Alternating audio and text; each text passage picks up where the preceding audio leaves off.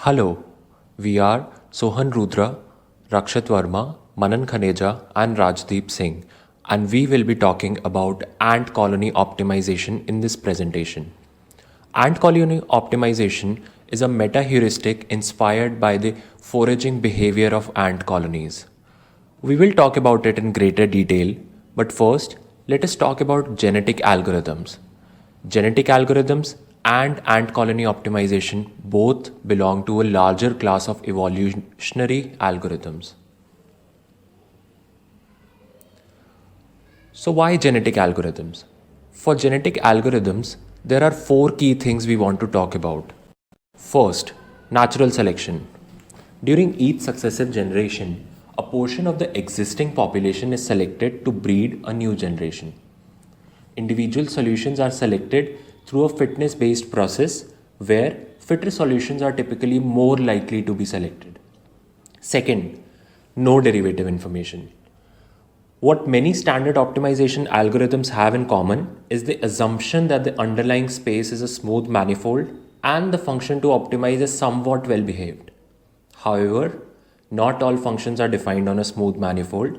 Sometimes you want to optimize over a graph or other discrete structures, and in this case, genetic algorithm would work.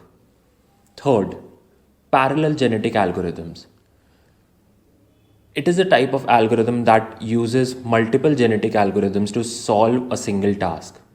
All these algorithms try to solve the same task, and after they have completed their job, the best individual of every algorithm is selected, and then the best of them is selected. And that is the solution to the problem. Fourth, a population of candidate solutions evolve toward optimization. The solutions left after the iterative process are generally the set of good solutions. Now, I will move on towards the process loop of a typical genetic algorithm.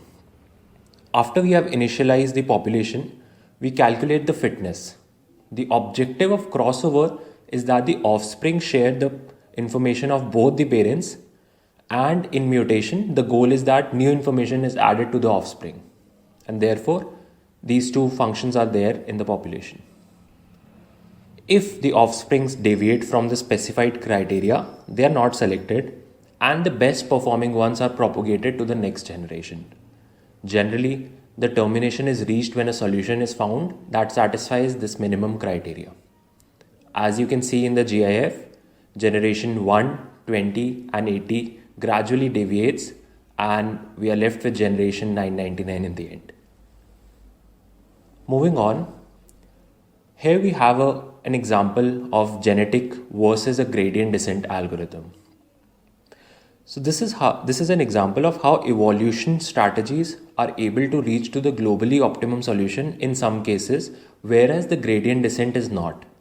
In the picture, the local optima is represented by the bright white spot towards the right hand of the picture. The yellow line represents the parameter updates which is trying to reach the optima. The dark strip in the middle represents an area of low performance. As we see that due to the presence of such a region, the descent halts completely.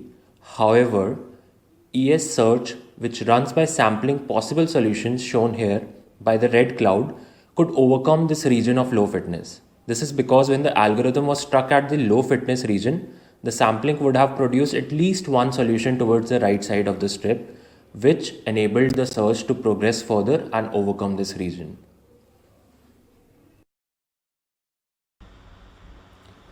Exploring genetic algorithms, let us see what we have learned from the behavior of an ant, or more precisely, from the behavior of a group of ants. When talking about an individual ant, compared to vertebrates, ants tend to have a very blurry eyesight, particularly in smaller species, and a few subterranean taxa are completely blind. They have very limited visual and auditory communication capabilities, and they are not able to do complex tasks on their own. But when you talk about ants in a group, there are extensive scientific researches indicating that they are capable of building and defending nests along with regulating its temperature. As we have witnessed ourselves that ants are able to form bridges and they are able to cooperatively carry large items. Coming to our discussion, ants are able to forage for food sources and naturally optimize their part of the food in order to minimize their energy expenditure.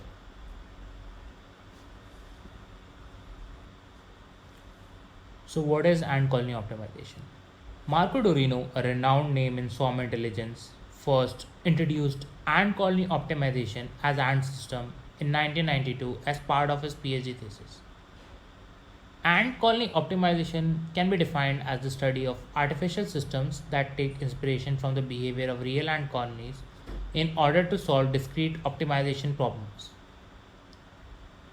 This special behavior of ants can be understood through the term stigmergy. First described by the French entomologist Pierre Prograsset in 1959 in order to describe certain termite behavior, he phrased stigmergy as stimulation of workers by the performance they have achieved. Its basic characteristics are: firstly, the communication between the agents or the ants in our case is supposed to be indirect through modification of the environment. Secondly, the information regarding the path is local and can only be accessed by the ant visiting the locus. Stigmergy in ant works through the use of a special chemical called pheromone. It is a chemical produced by the ants that is capable of triggering a social response. The trail of pheromone is deposited by an ant while moving between its nest and the source of the food. This trail marks a path on the ground that can be followed by other ants in order to find their way to the food. Let us consider the simulation. In 2 seconds, both the ants reach the divide and have a 50-50 probability of taking the path above or below. Let us assume that one ant follows the upper path while the other goes on the lower path. The first ant has reached the join while the other ant is still halfway. While the second ant has just reached the joint, the first has already collected the food and is on its way back. Let us assume it follows the same path that it came along. Now, when the second ant reaches the joint on returning and again has a choice to either take the upper path or the lower path, we here are going to assume that it still takes the less probable path, that is the lower path. The first ant is on its second round for food collection and has reached the joint where he has a 66% probability of choosing the upper path and 33% of choosing the lower path. Let us assume it went on the more probable path. After a few rounds, the second ant would also get inclined to take the upper path as the pheromone trail on it gets more and more dense. Over time, the pheromone deposition on the upper path would keep on increasing while the pheromone on the lower path will evaporate and keep on fading off.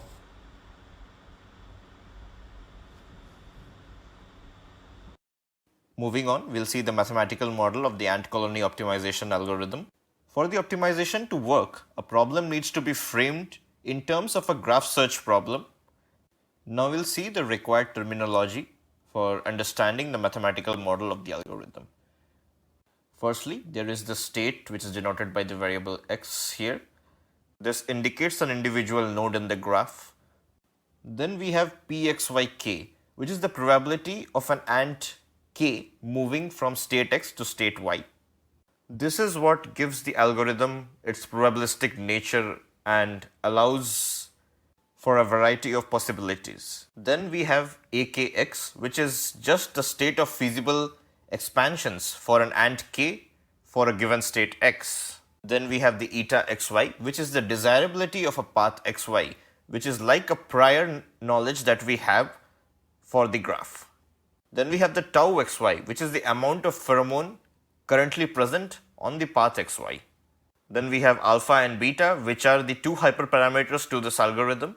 And finally, we have the length k, which indicates the length of the kth ant's tour across the graph. The entire algorithm can be broken down into roughly two different subroutines. The first one is the edge selection and the second one is the pheromone update. In the edge selection, for each edge xy and for a given ant k, we compute the probability of the ant k choosing the edge xy as follows, which is just the amount of pheromone on that particular edge multiplied by the desirability of that edge divided by the sum of the product of pheromones and desirability of other edges. Here we can see that the amount of pheromone deposited and the desirability are exponentiated by the hyperparameters alpha and beta respectively. Next we move on to the pheromone update part. As we can see that the pheromone update equation consists of two different parts. The first part actually deals with the pheromone evaporation and the second part deals with the addition of new pheromone on the given path. Pheromone evaporation is controlled by a decay factor, in this case rho. This part of the equation indicates that the existing pheromone on a given path will evaporate as more and more iterations proceed. The next part of the equation adds up the pheromones deposited by each and every ant which used that path xy in its tour. Here the delta tau k xy denotes the amount of pheromone deposited by the ant k if it took the curve xy in its tour. The amount of pheromone deposited is given by q divided by the length of the tour undertaken by the ant k. Here q is a constant. The division by Lk indicates a shorter tour, indicates a greater desirability for the given edge xy. Next we move on to the algorithm. We initialize the problem, we set the start and the goal nodes and also a possible list of ants and also the problem in form of a graph G, and we also initialize a set of solutions which is set to none at the beginning. The search proceeds until it's manually interrupted or an optimal solution has been found. The beauty of algorithms like ACO is that it can be massively parallelized. Hence, the next routine, which is the graph search for a given ant in the graph G from start to goal node, can be run in parallel. Each of these searches generates solutions which can be appended to our solution list. The next step is to compare these solutions and find possible metrics of interest functions. And after that, using that, we do a pheromone update on the entire graph. These things are performed iteratively and the learning proceeds. Moving on to the properties of the ACO algorithm.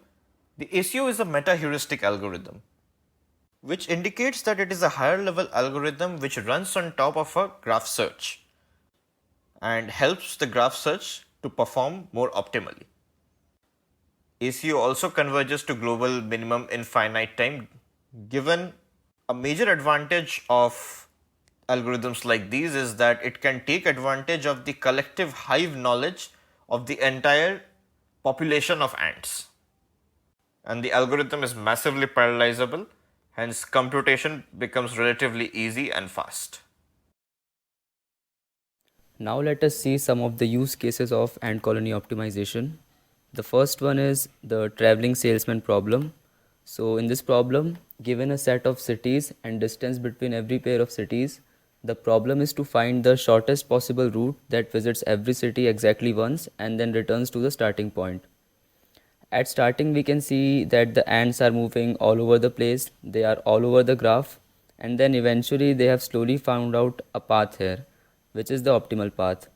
Therefore, we can see that we can employ ACO to solve the famous traveling salesman problem. Next is the stock dealing problem. So in a given stock market, the idea is to gain as much profit as we can till the day we want to optimize our transactions. So we want to gain as much profit in each and every transaction. The transactions can be modeled in this way by this graph.